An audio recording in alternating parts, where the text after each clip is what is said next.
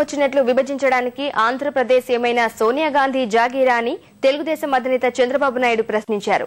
తప్పుడు విధానాలతో వస్తున్నందున విభజనను ఆపాలని ఆయన డిమాండ్ చేశారు. రాష్ట్ర విభజనపై ఏర్పాటు చేసిన జీఓఎంను గ్రూప్ ఆఫ్ మినిస్టర్ అనాలా లేదా గ్యాంగ్ ఆఫ్ మినిస్టర్ అనాలా అని ప్రశ్నించారు. ఈ తీరులో విభజిస్తే తీవ్ర నీటి సమస్యలు వస్తాయని చంద్రబాబు మండిపడ్డారు. రాష్ట్ర విభజన సమయంలో అవలంబించిన తీరు చాలా అభ్యంతరకరంగా ఉంది. రాజ్యాంగ నిబంధనలు పూర్తిగా ఉల్లంఘించారు.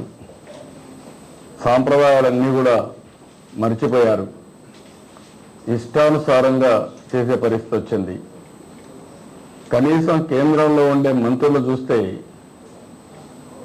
సబ్జెక్ట్ను కూడా సరిగా అవగాహన చేసుకోకుండా ఇష్టానుసారంగా స్వార్థంతో ముందుకు పోయే పరిస్థితికి వచ్చారు. మీరు గ్యాంగ్ ఆఫ్ మినిస్టర్సా ఇంకే పేరు పెట్టాలని ఇక్కడ అడుగుతున్నాం. ఈరోజు తెలుగు జాతిని అన్ని విధాల నష్టపరిచే కార్యక్రమాన్ని మీరు చేస్తున్నారు. రెండు పక్కల నేను అడుగుతున్నా, రేపు ఏ గవర్నమెంట్కైనా ముఖ్యమంత్రికి అధికారం లేకపోతే ఆ ముఖ్యమంత్రి ఎందుకండి ఇంకా ప్రజాస్వామ్యంలో గవర్నమెంట్ ఎందుకు?